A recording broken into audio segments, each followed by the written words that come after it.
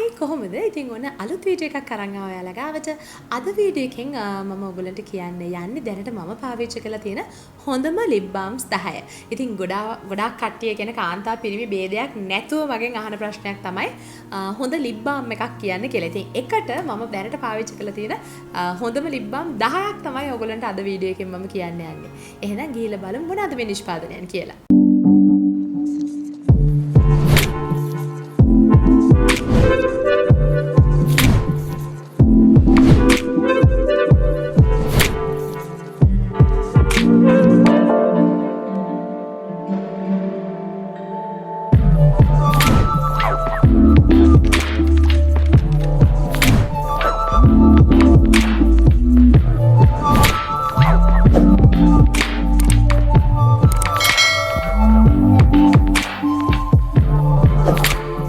ඉතින් ඉස්සෙල්ලම කතා කරන්න ඕනේ මෙන්න මේ lip balm එකක් පාවිච්චි කරන එකෙන් ලබා ගන්න පුළුවන් වාසි ප්‍රයෝජන.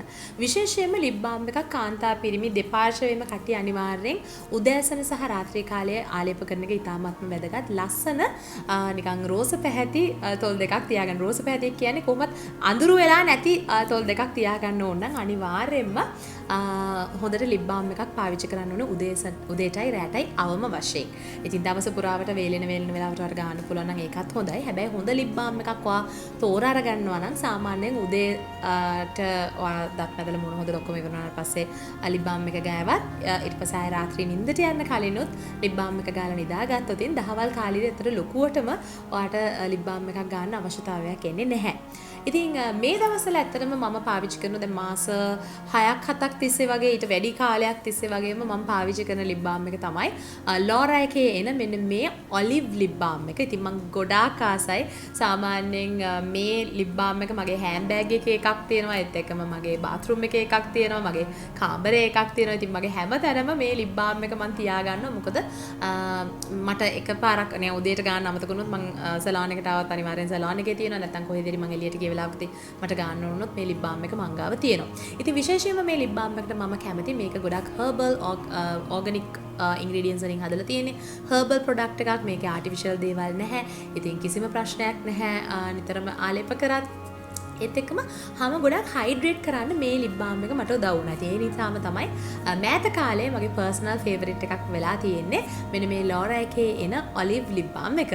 ඉතින් දෙවලියට මම ඔයගොල්ලන්ට කියන්න යන්නේ මගේ කාලයක් තිස්සේ favorite එකක් වෙලා තිබිච්ච product එකක්. ඒ ඇවිල්ලා Oriflame එකේ bee lip balm කියන එක. ඉතින් මේක ඇත්තටම මේකත් ගොඩාක් හොඳයි. beeswax වලින් තමයි හදලා තියෙන්නේ. ඉතින් කාලයක් මම පාවිච්චි කරපු lip balm එකක් ඉතාමත්ම high quality නිෂ්පාදනයක්. මම සාමාන්‍යයෙන් Oriflame products පාවිච්චි කරන කෙනෙක් නෙමෙයි. හැබැයි මේ product එකට මම ගොඩාක් ආස වුණ නිෂ්පාදනයක් වුණා. ඉතින් ලෝපුරා ගොඩාක් කාන්තාවන් පාවිච්චි කරන තවත් ප්‍රසිද්ධම lip balm එකක් තමයි මෙන්න මේ Vaseline එකේ එන pink lip balm එක. ඉතින් මේක අර චුටි ටබ් එකක් වගේ තමයි එන්නේ. ඉතින් මමත් මේක ඇත්තටම කාලයක් පාවිච්චි කරා. ඉතාමත්ම high quality එකේ තියෙන නිෂ්පාදනයක්. විශේෂයෙන් මම ඩුබායි වල ඉන්නකොට මේ lip balm එක මම කාලයක් පාවිච්චි කරා. ඉතින් ගොඩාක් හොඳ ප්‍රතිඵල මට දීලා තියෙනවා. ඉතින් ඔයාලටත් මේක ලංකාවේ ඉන්න කෙනෙක්ට ලංකාවෙත් දැන් මේ නිෂ්පාදනය ගන්න පුළුවන්. නැත්නම් පිටරට කෙනෙක්ට නම් මේක ඉතාමත්ම ලේසියෙන් මිලදී ගන්න පුළුවන්. ඒත් එක්කම මම ආස කරන තවත් lip balm එකක් තමයි මෙන්න මේ Nivea එකේ එන lip balm එක. ඉතින් මේ lip balm එකත් ඉතාමත්ම හොඳයි. ගොඩක් හොඳ hydrating power එකක් තියෙනවා. අනිත් එක එකපාරක් ආලේප කරාම ගොඩාක් වෙලා අපේ තොල් දෙකේ මේ lip balm එක රැඳෙනවා. ඉතින් මම ඇත්තටම personally ආස වෙච්ච තවත් නිෂ්පාදනයක් තමයි මේ. ඒත් එක්කම මම කාලයක් පාවිච්චි කරපු තවත් lip balm එකක්. ඒත් එක්ක මම ඉඳලා හිටලා තාමත් පාවිච්චි කරනවා මේ lip balm එක. ඒ වෙලාවේ D-Land Cosmetic එකේ එන මෙන්න මේ lip balm එක. ඉතින් මේකට මම ගොඩාක් ආස වෙන්න හේතුවක් කියලා මේකේ තියෙනවා peppermint flavor එකක්. ඉතින් අර ගෑවම ගොඩක් හොඳ refresh ගතියක් එනවා. ඒත් එක්කම හොඳ coverage එකක් තියෙනවා. හොඳ hydrating power එකක් තියෙන හින්දා මම මේ lip balm එකටත් ගොඩාක් ආසයි. තවත් පිටරට ඉන්න අයට ඉතාමත්ම ලේසියෙන් ගන්න පුළුවන් product එකක් තමයි Maybelline එකේ එන baby lips කියන lip balm එක. මේකත් ඇත්තටම සාමාන්‍යයෙන් පිටරටවල් වල ගොඩාක් ප්‍රසිද්ධ lip balm එකක්. ඊටාම high quality lip balm එකක්. ඉතින් ඔයාලටත් පිටරටක ජීවත් වෙනවා නම් ඔයාලටත් මේ lip balm එක අරගෙන try කරලා බලන්න පුළුවන්. ඉතින් ලංකාවේ නම් ඔයා ඉන්නේ ගොඩක් high quality තව lip balm එකක් ඔයා හොයනවා නම් පොඩක් high end එකේ lip balm එකක් තමයි මෙන්න මේ Spa Ceylon එකේ එන lip balm range එක. ඉතින් මේ range එකේ එනවා විවිධ වර්ගයේ lip balms එනවා. ඉතින් මේ අතරින් මගේ personal favorite එක වෙන්නේ ඒගොල්ලන්ගේ grapefruit lip balm එක. ඉතින් මේ lip balm එක උනත් ඔයාලට පාවිච්චි කරලා බලන්න පුළුවන්. ඉතාමත් හොඳ ප්‍රතිඵල ඔයාලට ලබා ගන්න පුළුවන්. මීට අමතරව තවත් හොඳ lip balm එකක් natural herbal lip balm එකක් තමයි Coccolai කියන brand එකේ එන ඒගොල්ලන්ගේ lip balm එක. ඉතින් ඉතාමත් හොඳයි. ඒගොල්ලෝ ළඟදී අඳුන්වලා දුන්න lip tint එකකුත් එතකොට ඒකේ පොඩි color shade එකකුත් එකතු වෙලා තිනවා. ඉතින් ඒකතර පිරිමි කෙනෙක්ට නම් පාවිච්චි කරන්න බෑ. හැබැයි කාන්තාවන්ට විශේෂයෙන්ම මෙන්න මේ lip tint එක පාවිච්චි කරන්න පුළුවන්. lipstick එකක් ආය අමුතුවෙන් පාවිච්චි කරන්න ඕනේ නැහැ. ටිකක් light pink shade එකක් තියෙන නිසා.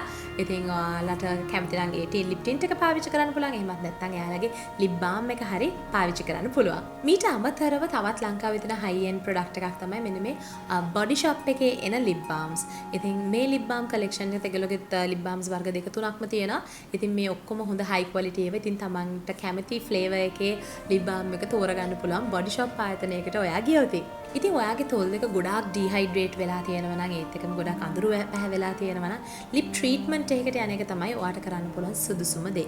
ඉතින් lip treatment එකක් විදිහට සමහර දොස්තරවරුන් පවා recommend කරන එකක් තමයි මෙන්න මේ Aquaphor කියන brand එකේ එන lip treatment එක. ඉතින් මේක ගොඩක් පිටරටවල වල තමයි මම දැකලා තියෙන්නේ. ලංකාවෙත් සමහර online pages වල ඔයා බැලුවොත් ඔයාට හොයාගන්න පුළුවන්. ඉතින් මේ කොහොම වුණත් ඔයාගේ තොල් දෙක dead skin එක නැතුව soft වට smooth වට ඔයාට තියාගන්න ඕන නම් ලස්සනට අර dry වෙන්නේ නැතුව තියාගන්න ඕනේ නම් ඔයා අනිවාර්යෙන් lip balm එකක් පාවිච්චි කරනවා වගේම lip scrub එකක් පාවිච්චි කරන එකත් අනිවාර්යයි. ඉතින් දවස් 3කට පාරක්වත් ඔයාට පුළුවන් නම් lip scrub එකක් පාවිච්චි කරලා දිනපතා lip balm එක දවසට දෙපාරක්වත් පාවිච්චි කරන්න ඔයාට කිසිම ප්‍රශ්නයක් නැතුව ඔයාගේ lips දෙක maintain කරගන්න පුළුවන් වේවි. ඉතින් මං හිතනවා මේ වීඩියෝ එක ආසාවෙන් බලන්න ඇති ඒත් එකම අලුත් දෙයක් ඉගෙන ගන්න ඇති කියලාත්.